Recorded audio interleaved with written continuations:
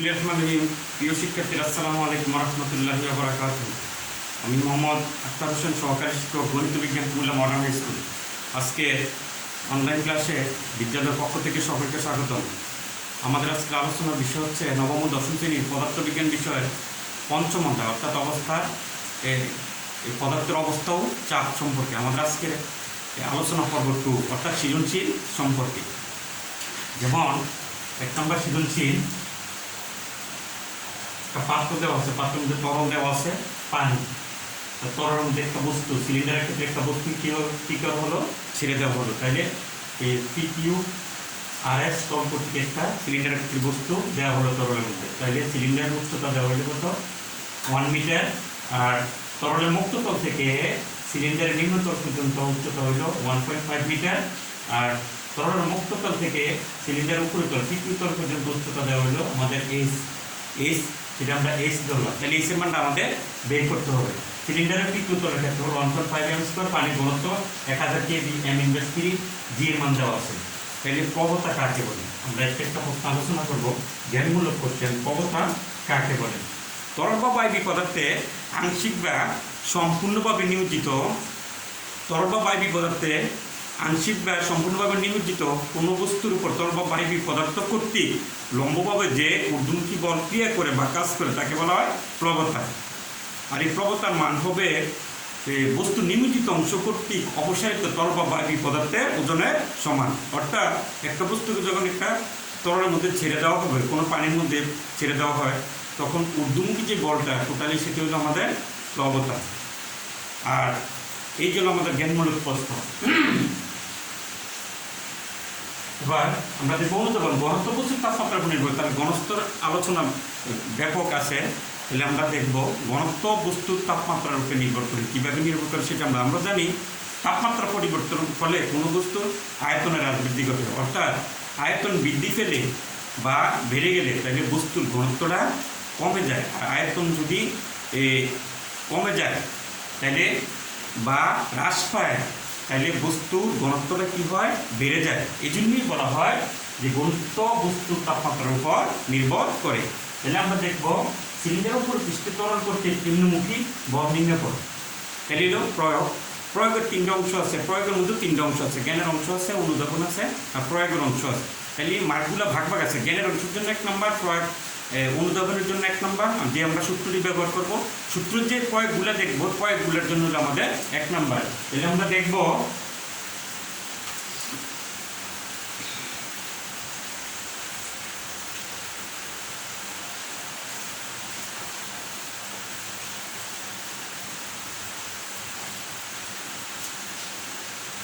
আমরা জানি P = H ρg।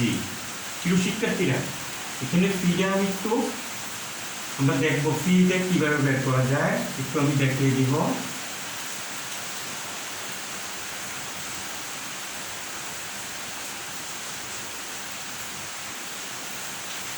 H সমান H এর মানটা আমরা কীভাবে বের করতে পারি?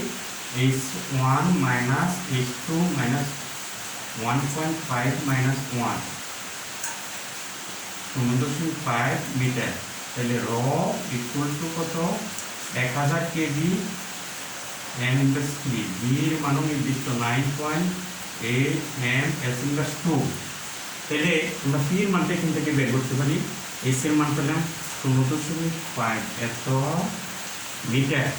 তাইলে into 1000 kg m/3 into 9.8 m s/2। তাহলে আমরা ক্যালকুলেশন করলে পাইব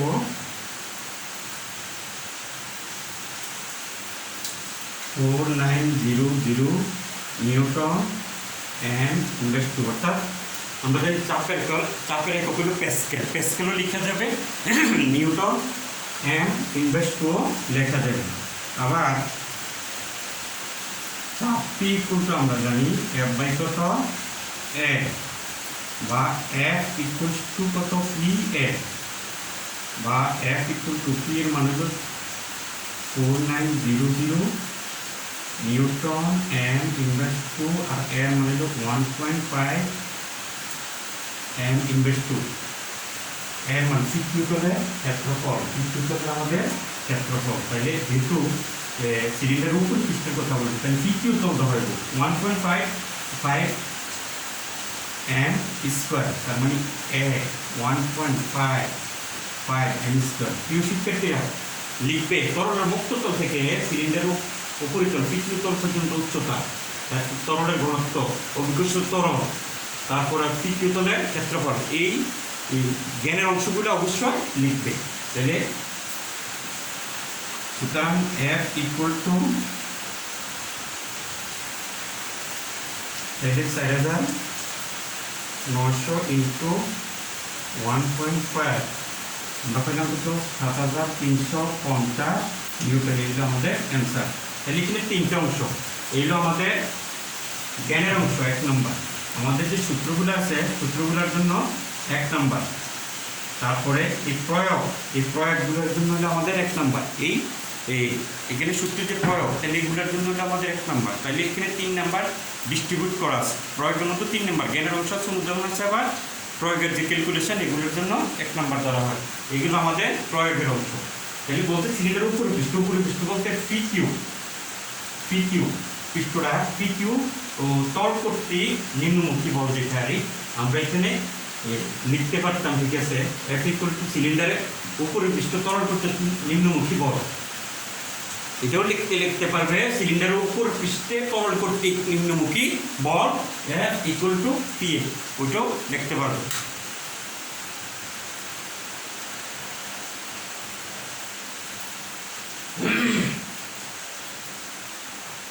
আমরা দেখব উচ্চতর দক্ষতা, বস্তুর উপর পানি যে ঊর্ধ্বমুখী বল প্রয়োগ করে তাহা বস্তু কর্তৃক অপসারিত পানির ওজনের সমান গাণিতিকভাবে বিশ্লেষণ করো। তাহলে এই বস্তু নিম্ন তরল কর্তৃক ঊর্ধ্বমুখী বল যেটা বা লব্ধি বল, সেটা হলো আমাদের প্রবতা। লব্ধি বলটা বের করতে হইব, বস্তু কর্তৃক অপসারিত পানির ওজনের মানটা আমরা বের করতে হইব, দুইটা পরস্পর সমান হবে, সেটা আমাদের দেখাতে হবে। তাইলে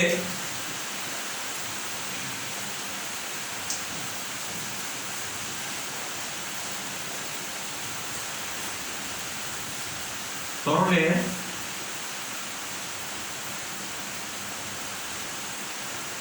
নিম্ন পৃষ্ঠ কর্তৃক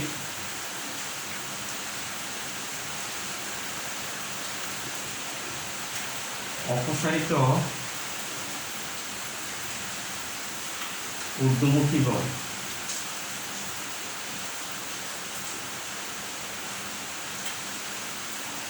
যদি আমরা F1 ধরি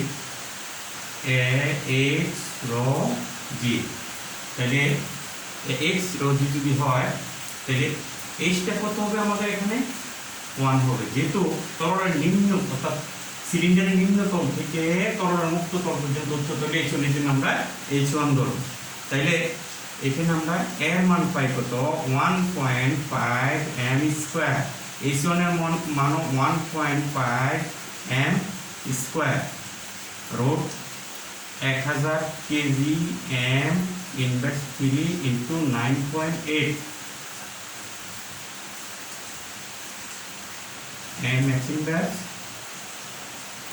2। তাহলে এখানে আমরা এ কত h1 রো জি এগুলা লিখবে। প্রিয় শিক্ষার্থীরা জ্ঞানের অংশগুলো অবশ্যই লিখবে। তাইলে কোনো কারণে যদি এখানে আলাদা আলাদা মার্ক আছে, তাইলে এখানেও 4 নাম্বার আলাদা আলাদা মার্ক আছে, কোনো কারণে যদি ফিনিশিংটা নাও হয় আমাদের, তাইলে এগুলোর মধ্যে টিচাররা আংশিক মার্ক দিবে। তাহলে আমরা এগুলো অবশ্যই দেখাবো। তাহলে আমরা 1.5 ইন্টু 1.5 ইন্টু 1000 ইন্টু 9.8, তাহলে আমাদের হলো 22050 এত বলের একক নিউটন। প্রয়োগে পাইছিলাম আমরা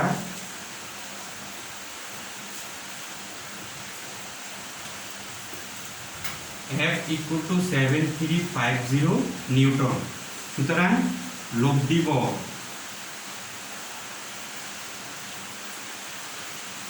বা প্লবতা, তাইলে হবে আমাদের F1 মাইনাস F 22050 -7350 এত নিউটন, -7350, তাহলে আমাদের 14700 এত নিউটন। তাহলে এই আমরা লব্ধি প্রবর্ত আমরা বের করলাম। তাহলে এখন বের করব বস্তু কর্তৃক অপসারিত পানির ওজন। বস্তু কর্তৃক অপসারিত পানির ওজন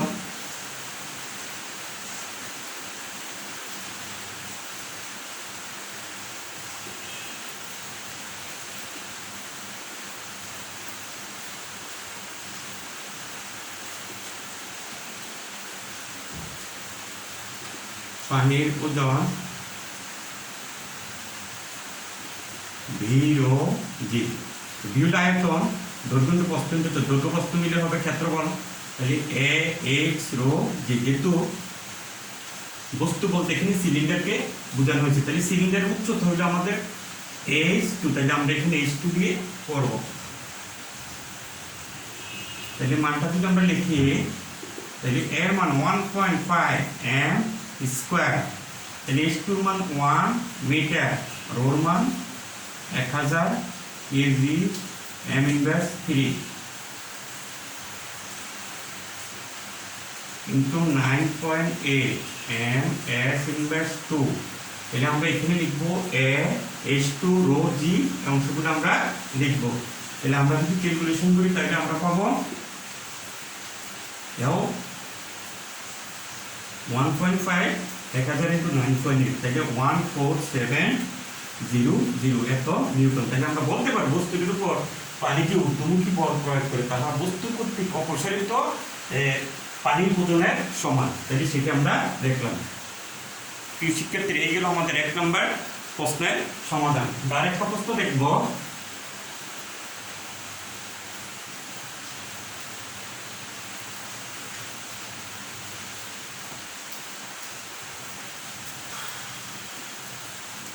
দুই নম্বর উদ্দীপক,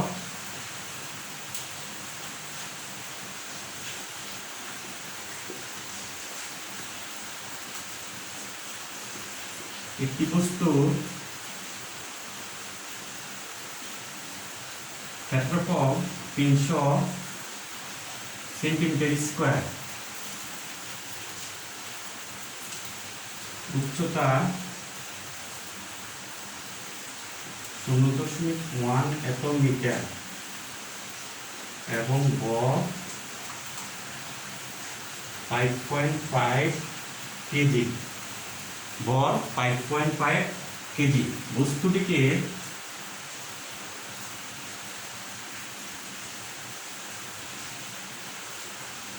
পানিতে নিমজ্জিত করা হলো।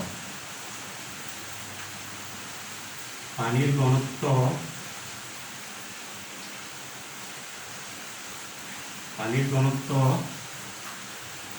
1000 কেজি, m ইনভার্স 3।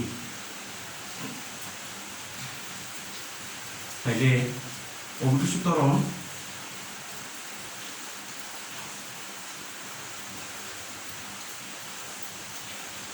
অভিকর্ষীয় ত্বরণ 9.8 m s ইনভার্স 2। তাহলে আমরা আবার প্রশ্নগুলো দেখব।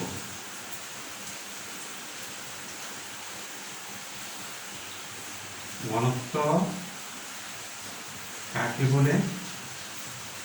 কোন বস্তু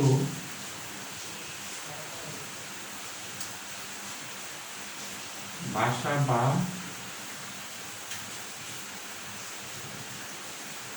ডোবার কারণ ব্যাখ্যা। পানিতে বস্তুর ওজন কত?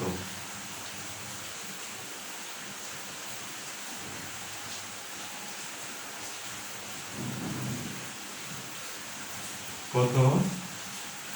একটা প্রশ্ন আমরা দেখব, বস্তুর সমান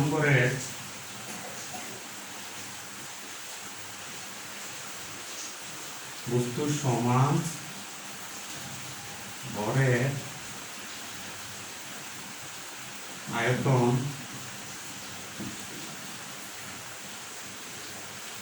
কত হলে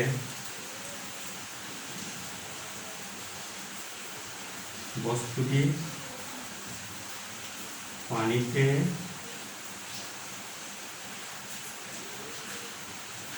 সম্পূর্ণ নিমজ্জিত অবস্থায় ভাসবে।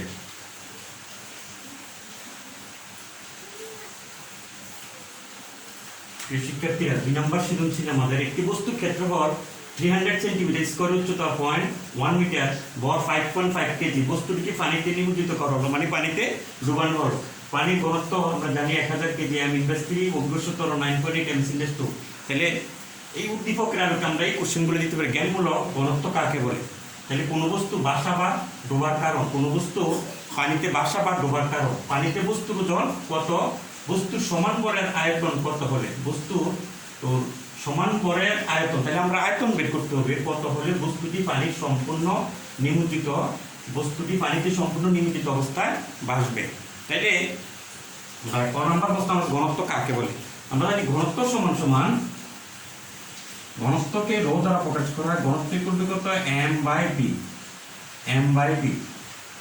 কোন বস্তু একক আয়তনের ভরকে, কোন বস্তু বা কোন পদার্থের একক আয়তনের ভরকে ওই বস্তু কি বলা হয়? ঘনত্ব বলা হয়। অর্থাৎ কোন বস্তুর আয়তন যদি b হয়, টোটাল ভর যদি m হয়, তাহলে আমরা ভি আয়তনের ভর যদি হয় m, একক আয়তনের ভর হবে কত? m/b। আর এই m/b টাকে রো এই জন্য লেখা হয় rho equal to m/b, rho দ্বারা প্রকাশ করা হয়। তাইলে আমরা জানি এখান থেকে তাইলে ঘনত্বের মাত্রা বের করা যাবে, আবার ঘনত্বের এককও বের করা যাবে, যেগুলো পূর্বের ক্লাসে অবশ্যই ব্যাখ্যা করা হয়েছিল বা এগুলো আলোচনা হচ্ছিল। বাট এখন যেমন খ নম্বর, কোনো বস্তু বাসা বা ডোবার কারণ, পানিতে বা তরলে কোনো বস্তু বাসা বা ডোবার কারণ আমরা ব্যাখ্যা করব। তাইলে বস্তুর ওজনকে আমরা জানি যে W দ্বারা প্রকাশ করা হয়। তাইলে যদি W দ্বারা প্রকাশ করা হয়, একটা বস্তু যেমন বস্তুর ওজনকে যদি আমরা W1 ধরি,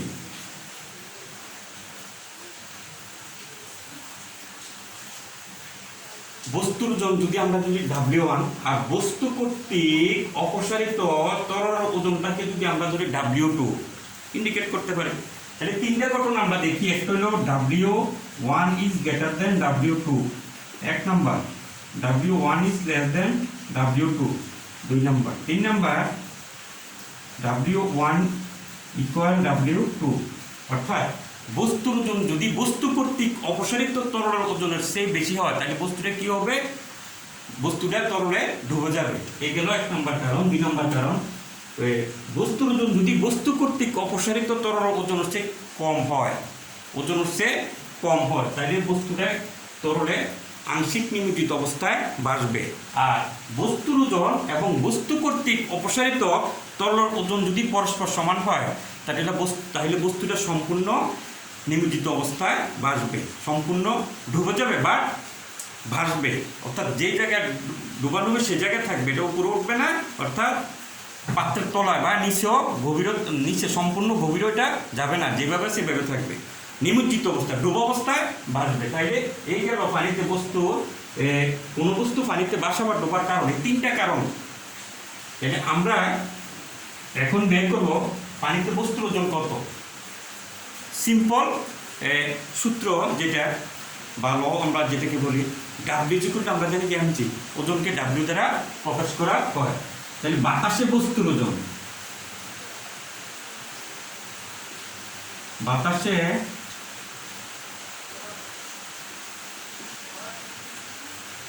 বস্তুর ওজন W mg, m এর মান 5.5, g এর মান 9.8, 5.5 kg ইন্টু 9.8 m s/2। এর অংশগুলো অবশ্যই লিখবে। তাইলে আমরা পাইলাম 5.5 ইন্টু 9.8, 53.9 এত নিউটন। ওজনের একক Newton.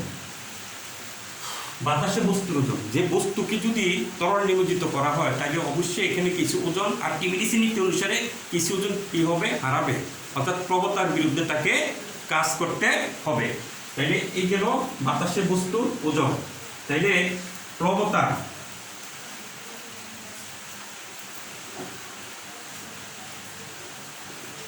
V do G.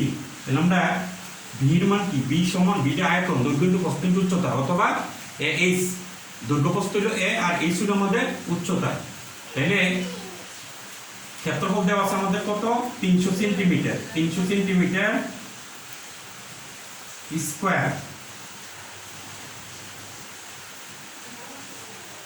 A H rho G equals to 300 centimetre square into S এর মান 0.1 মিটার, তাহলে into 1000 KG M inverse 3 into 9.8 M S inverse 2। তাহলে আমরা এখানে লিখতে পারি 300 ইন্টু 10 ইনভার্স 4, অর্থাৎ 1 সেন্টিমিটার স্কয়ার সমান সমান 10 ইনভার্স 4 মিটার স্কয়ার। তাহলে 10 ইনভার্স 4 মিটার স্কয়ার দ্বারা 300 কে গুণ করলে এটা মিটারে চলে যাবে। এম কেস সে আমরা নিয়ে নিলাম, তাহলে 0.1 metre into 1000 KG M inverse 3 into 9.8 M S inverse 2।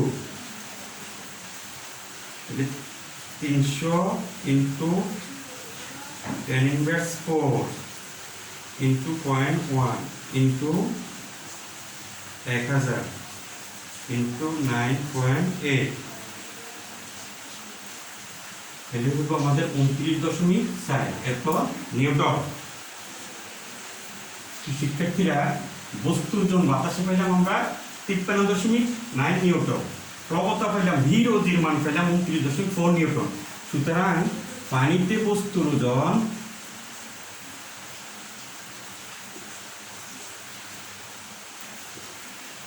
তাইলে হবে 53.9 মাইনাস 29.4 এত নিউটন। 53.9 minus 29.4, 24.5 Newton. এই হলো পানিতে বস্তুর ওজন। অ্যান্সার, বস্তুর সমান ভরের আয়তন কত হবে? বস্তুটি পানিতে সম্পূর্ণ নিমজ্জিত অবস্থা বাসবে। বস্তু পানিতে সম্পূর্ণ নিমজ্জিত অবস্থা বাসবে কখন? যখন বস্তুর ওজন এবং প্লবতা পরস্পর সমান হয়। তাহলে বস্তুর ওজন এবং প্লবতা পরস্পর সমান হয়, তাহলে আমরা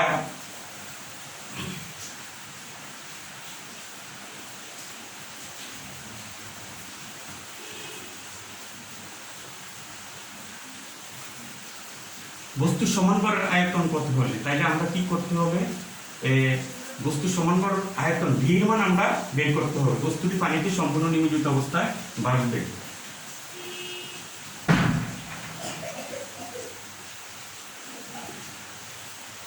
আমরা জানি বস্তু পানিতে সম্পূর্ণ নিমজ্জিত অবস্থায় বাসবে যদি বস্তু ওজন এবং প্রবতা সমান হয়। তাহলে বস্তুর ওজন আমরা বের করে নিই। বস্তুর ওজন সমান সমান কত, এম জি। এম এর মান 5.5 কেজি, 9.8 এত এম এস ইনভার্স 2। তাইলে আমাদের হবে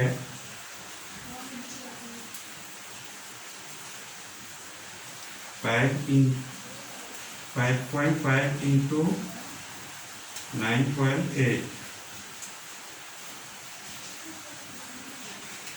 53.9 নিউটন। প্রিয় শিক্ষার্থীরা, যেহেতু আমরা প্রয়োগের মধ্যে ওজন বের ওজনটা আমাদের বের করা হয়েছিল, বাট এটা যদি আমরা বের নাও করি তাহলে কোনো সমস্যা নেই।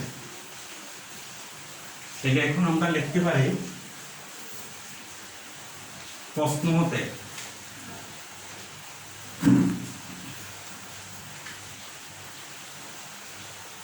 মতে আমরা জানি যে প্লবতা ভি রো জি, তাহলে V rho G equals to 53.9 বা ভি ইকুয়ালস টু 53.9, আর এখানে তো নিউটন, তাহলে এখানে আমরা রো জি বা V equals to 53.9 1000 KG m inverse 3 into 9.8 m s inverse 2,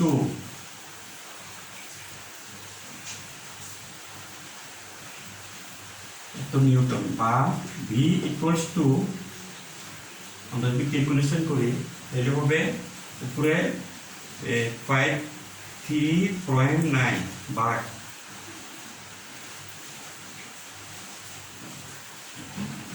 1000 into 9.8,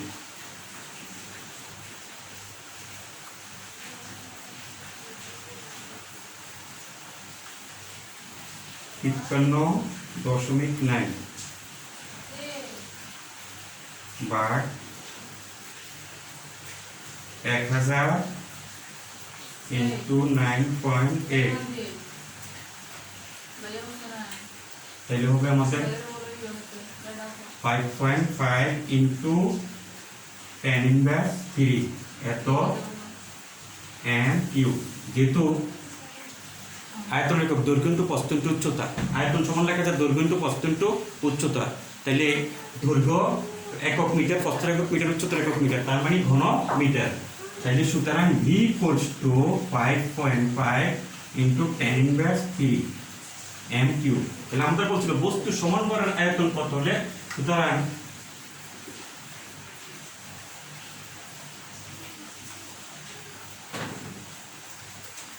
আয়তন 5.5 into 10 inverse 3 m কিউব হলে এত হলে বস্তুটি সম্পূর্ণ নিমজ্জিত